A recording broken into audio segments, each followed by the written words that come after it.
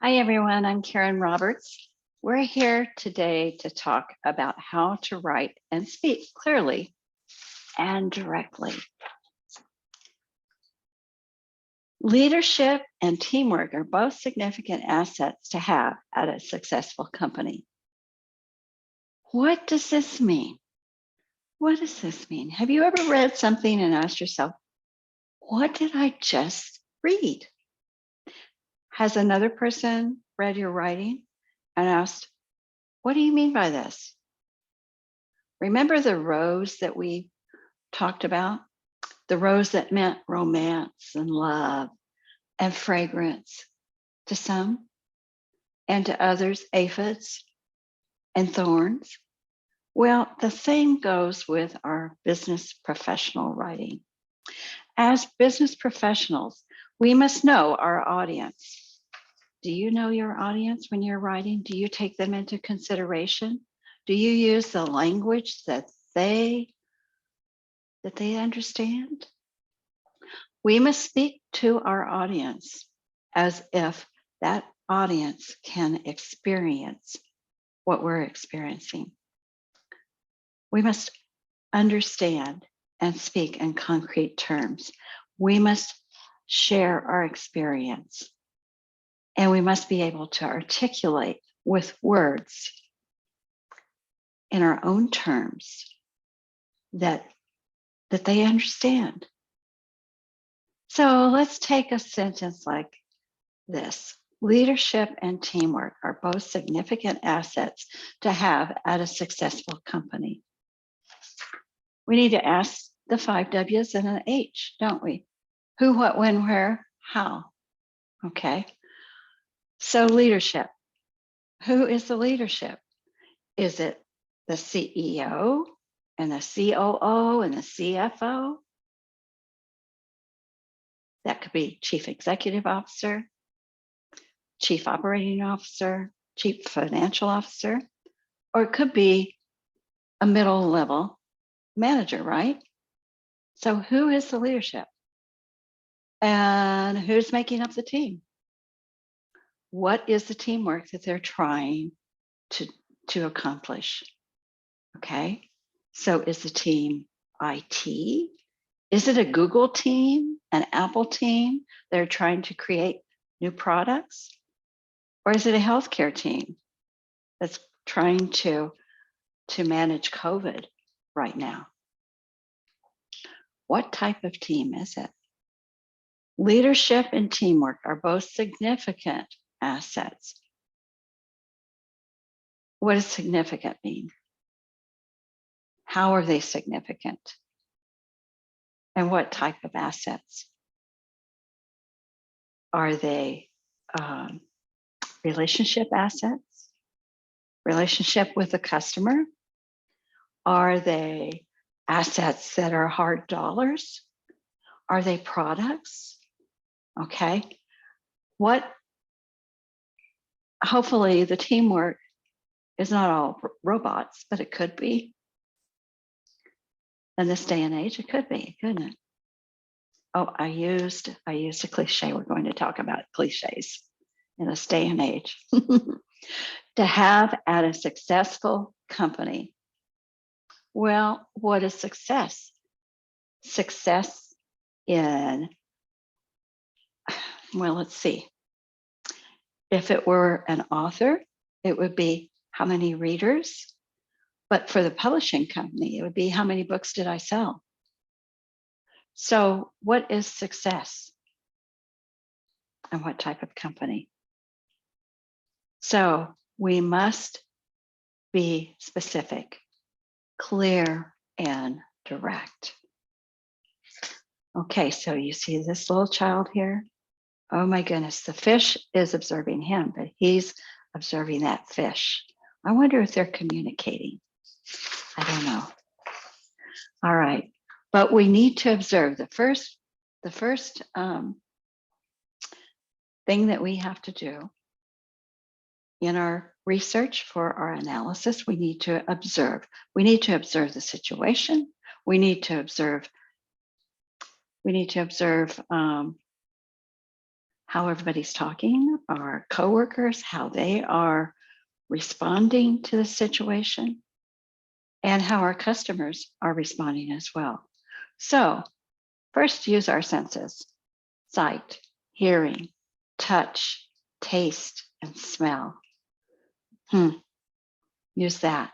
And then ask the 5 W's and the H: who, what, when, where, why, and how. Okay, so we're observing. So we have all of that. We have observed and we've asked all those questions. Now, we still have questions. We still have questions. What else can I learn? Now that I have this knowledge, what will I do with it? I ask, okay, so what? So I have this knowledge. What will I do with it? How will I apply it? I've observed the situation. I have gathered the research. I have all of this, and it's a little jumbled. What will I do with it? Then we ask, what if? What if I turned it inside out, upside down? What if I just rearranged the situation? So we see here chocolate. I'm a chocoholic, I'll have to admit. Delicious chocolate. We have milk chocolate, looks like a peanut. Is that a Reese's peanut butter? I don't know, but it looks delicious. So it's milk chocolate, and we'll say it's peanut butter inside. Ooh, then we have some dark chocolate, just drenching the rest of the Reese's pieces. I love dark chocolate. So what you can do with this, and this could be one of your writing experiments. My students really love this writing experiment. Take a piece of chocolate, smell it, and just close your eyes and smell it. Then pop it in your mouth, eyes still closed, and taste. Let it melt in your mouth. Don't chew it. Let it melt in your mouth. And then take your tongue and move it from side to side so that both cheeks get a little bit of the chocolate. Now notice, is there a fragrance? You know, with taste, we do use our smell. Is there a fragrance? Did it change? Did the texture change? Notice all of that. Now, take a deep breath and just slowly swallow it and feel it come down your throat. Now write about it and try to get in your writing that experience that you felt. Every single detail. Show it. Show your experience. And then you might want to read it to one of your family members or a friend and see if they understand what your experience was like. Okay, so that's all very nice. We're in a class that is going to help us with our writing and our presentations in our business, right? So how do we translate this experiment on writing about our experience with chocolate? How do we translate that to our business environment? This was in Krakow, Poland. We were on a study abroad trip with students, and the man in the middle was Richard Lucas, a very prominent businessman and entrepreneur in Poland, all of Poland, not just Krakow. And he sort of adopted entrepreneurs and helped them start up their businesses. He also led the TED Talks until February 2021. So we were fortunate enough to get him to speak with our students, and the anticipation was great, because then a little bit later we were going to go to an event where the students were going to meet these entrepreneurs that he was mentoring. And so anticipation was high, and they dressed up professionally and looked forward to meeting Richard. So Mr. Lucas gave a presentation to begin with, and then sat down at each of the tables and took time to talk with the students. They were able to ask questions.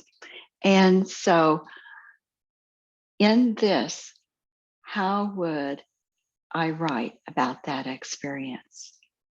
Well, I might notice the different colors on the tablecloth, on the tables here. And I would notice that these students are leaning in. They're leaning in as Mr. Lucas is explaining something, answering a question of probably this student here that we can't see. And this young woman she's gripped her coffee, and a little bit later, she's going to take a sip. And I'm sure that sip was a very special sip. And she remembers what he was saying at that time. And then he will get up and he will go to the next table, and they would ask him questions. And of course, these questions would have been thought through ahead of time, because they didn't want to waste his time, but they also wanted to learn from him. They were asking the so what, and what if I took what you are doing here in Poland and used it in my profession, in my business at home in America. So, you know, on all of these study abroad trips, my husband and I are firm believers in study abroad. So this is a plug for study abroad trips. I always made a photo book and put some text in that photo book. And in the Central Europe photo book, on the inside page, cover page, I wrote this: strength kissed the past and prevailed. Confronted with the atrocities of the past and the opportunities of the present, students, guests, and professors considered priorities, faith, relationships, and ways of business. Lives were changed and friendships were forged. Now, that's not a business statement, but do you get the feeling of the trip? Seeing business from the perspective of different challenges, perspectives, and cultures helps to create new strategies and new ways of thinking, which in turn produce innovation. And isn't that what the world is all about right now? Innovation, clear and direct communication, prompt innovation. Oh my. Wordy paragraphs do not help us be clear and direct. Let me read this one to you. One similarity that I believe I have found throughout the articles was the importance of labeling the genetically modified, in parentheses, GM, foods in order that consumers could be alerted and then given a kind of ability to choose between GM and non-GM products and foods.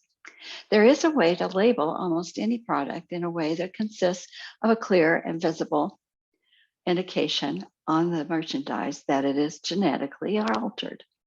In my opinion, it seems that this kind of labeling could allow for the customer to make a choice if they want between products without being confused or finding the product to be ambiguous. I agree that labeling is very important on notifying consumers that the product is genetically modified, and it also permits them to make a decision on price or taste as opposed to GM versus non-GM. But I keep wondering, is such simple labeling enough to make the distinctions we perhaps need to be making? Did you notice I had some trouble reading this? A tip: when you write your paper, read it slowly and aloud to yourself and carefully listen. I will write that on many papers this session. Read your paper aloud to yourself and notice where you stumble. Or better yet, have somebody else read it to you and see where they stumble.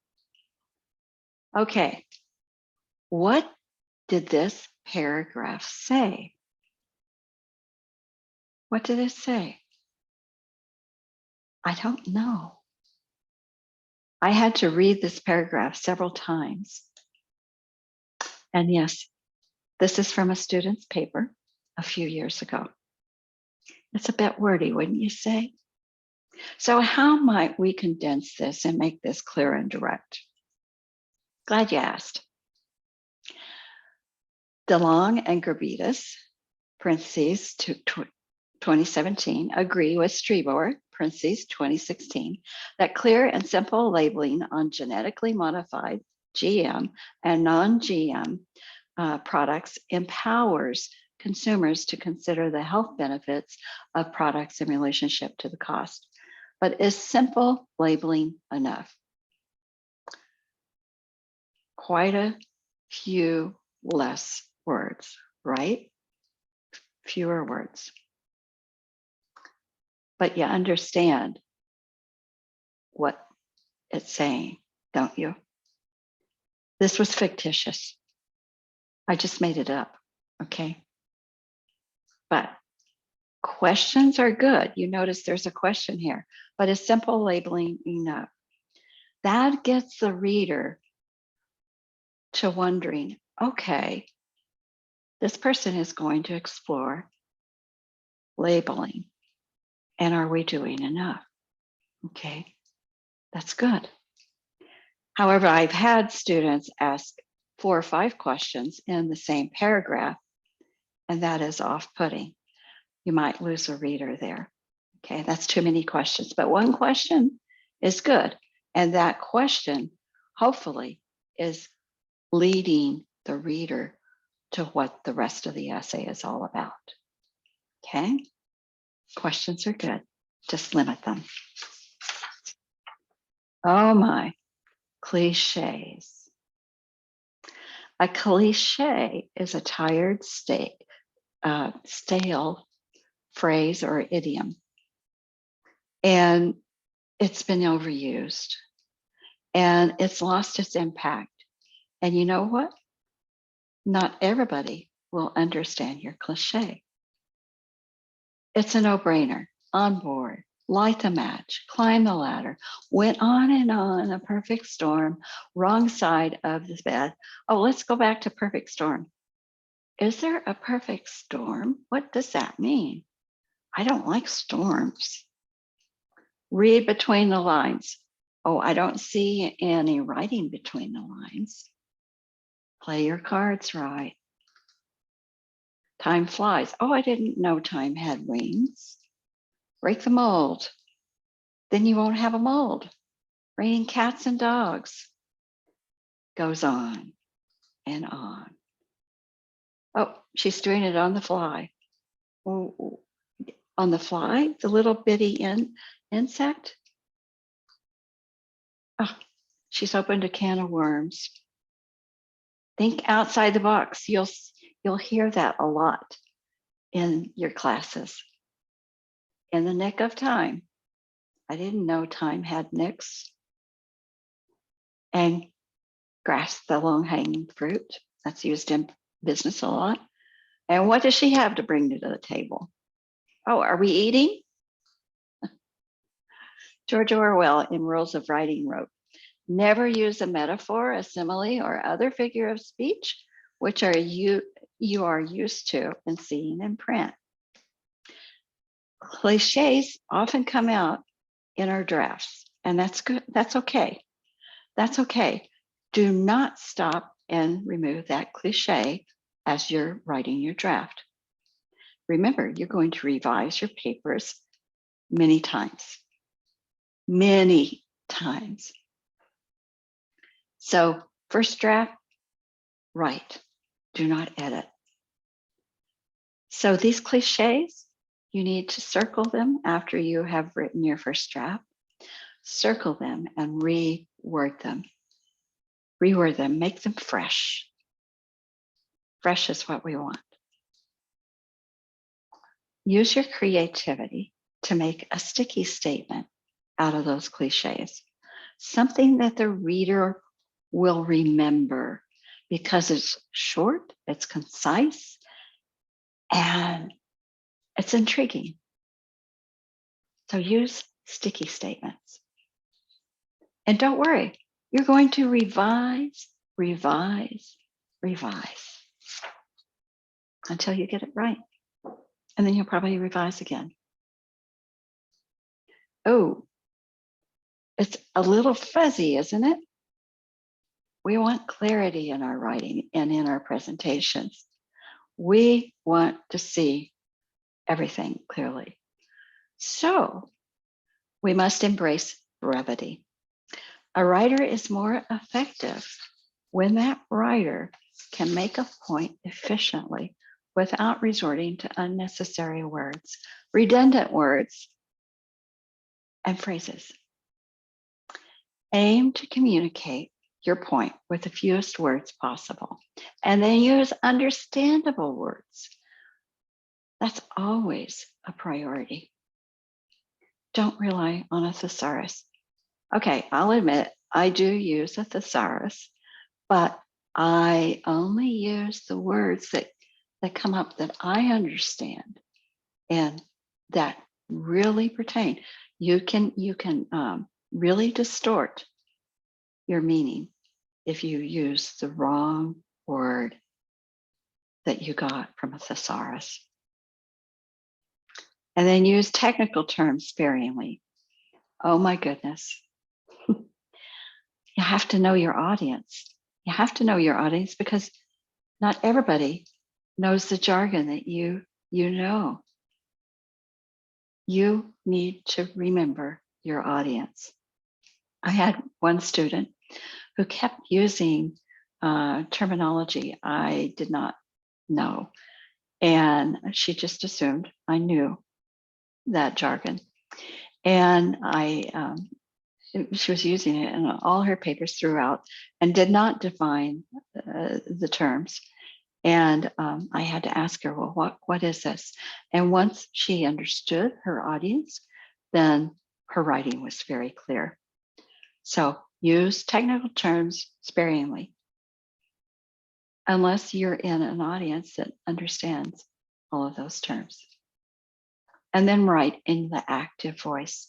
The active voice is the subject or the person or the business is acting upon whatever the sentence is about and not being acted upon. Sometimes it's necessary to use the passive voice, but strive to use the active voice. And then use qualifiers and intensifiers judiciously. Oh my goodness, a qualifier is a word or a phrase that limits the reach of a statement. For instance, you might say, he is the best athlete. Well, that doesn't tell you much, does it? He is the best American tennis player that the Olympics found. That is a qualifier. It limits the scope and is more concise. Okay, but then what's an intensifier? An intensifier is something that makes it stronger, or it can be weaker as well. So an example is using the word extremely in the weather was extremely unpleasant, or very, she was a very good little girl. Okay. So it's an intensifier. Then vary the sentence length. Vary your sentence length. So if you have a long compound sentence, then use a shorter sentence next time. It's so important to vary your sentence length. And then guard against nominalizations. Nominalizations are multi-word phrases that could be said with a single word, like she gave an assessment of, instead of she assessed that situation. Or make use of, she used. Okay. So I had a supervisor once who asked me to talk in bullets. He was a CFO. And he asked me to talk in bullets. I had a way of telling stories. So we like storytelling, and it helps to make your presentations more personal. And yet we must be clear and concise, clear and direct with our audiences, because in presentations, you only have a few minutes. In writing, you only can capture the audience's attention in a short time span. And that is getting shorter by the day because of our social media, writing, and just the press of time. So be clear and direct. And I look forward to reading your writing and your listening to your presentations. You take care. Bye.